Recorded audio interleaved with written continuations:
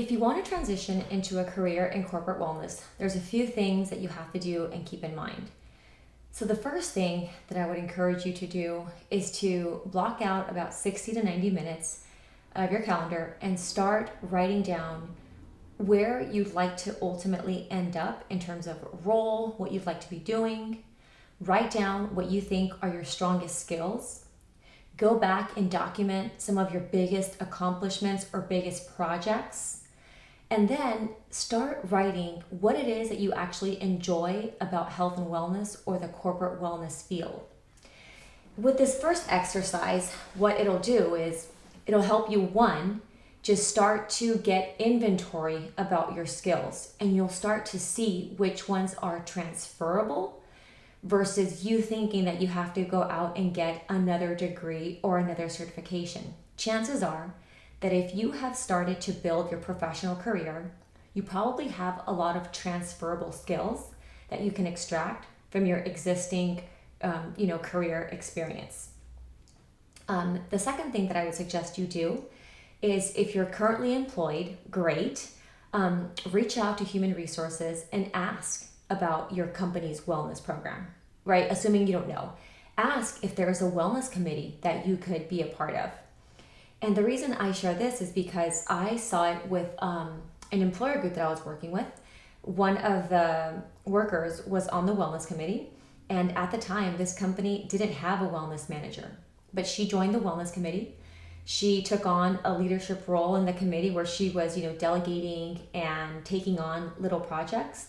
And then after she got exposure to what goes on in those committee meetings, she got to see the bigger picture. She created a case on why the company needed to have a wellness manager. And of course, she positioned herself as the best candidate for the position. Now, opportunities like these don't just happen. You have to create them. And I've also seen other cases where, there's this chief global well-being officer that I know, where she created the position. Prior to that, there wasn't a wellness manager. She just saw the business need. So I encourage you to do those two things simultaneously.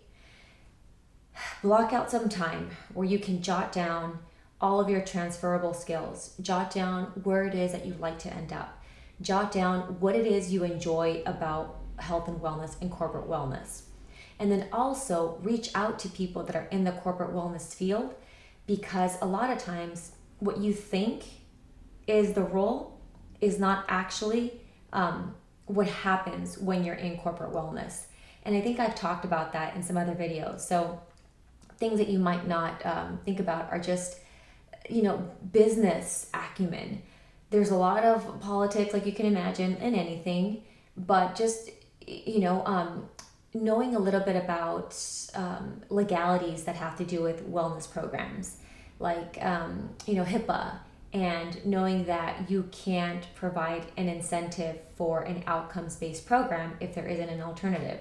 Usually you can work with a broker around those things, but just know that there's also a lot of, strategy, program planning, execution, implementation, leadership involved when you're in a corporate wellness role. Don't think that it's just you're going to be coaching people one-on-one.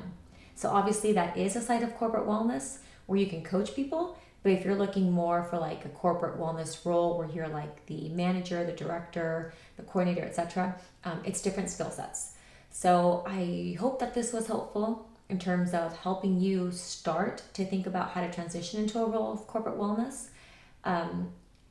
I suggest you start with the company that you're at, get involved with the wellness committee, get involved with the stretch project, because that way you can start to build up your skills and start to document that you do have some kind of experience in corporate wellness, etc. I guess lastly I would say is be prepared to perhaps take a pay cut. Obviously that's not ideal, but if you don't want to take a pay cut, then be prepared also to develop those skills and experiences, either with volunteering or stretch projects with your company, because you're going to need all of that. So I hope that was helpful. Lastly, I am going to be launching a 3-part series. I had sent out a survey to my email list about what they want to learn more about, whether it's transitioning into corporate wellness um, or on how to market your existing program to corporate. And it sounds like there's interest for learning about both. So it's most likely going to start at the beginning of 2023. January, or maybe like mid-January to early February is when it'll start. It'll just be a 3-part series.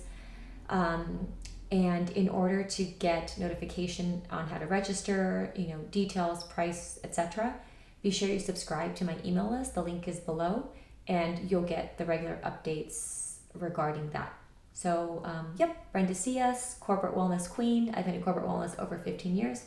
Hope this was helpful, and I look forward to connecting with you soon. Bye.